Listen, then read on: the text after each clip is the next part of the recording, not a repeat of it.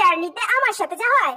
ধুর ব্যাং, আমার সিট কোথায়? এটা তো আমার সিট নাম্বার না, এটাও না। আমার সিটটা কোথায় গেল? ধুর বাবা, ভাল লাগে না। এই সিট নাম্বারটাও তো আমার না। এই তো বাবা, ফাইনালি পেয়ে গেছি। এই ভারী ব্যাগটা ওপরে তুলে রাখতে হবে, না হলে শান্তিতে বসতে পারবো না। উফ বাবা, এবার শান্তি।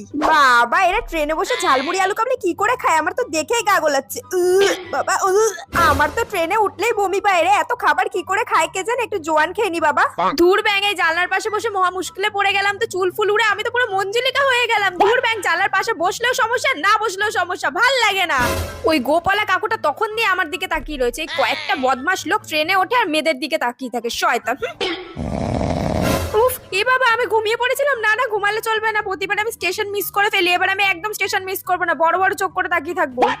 ও দিদি উঠুন, লাস্ট স্টেশন চলে এসছে তো।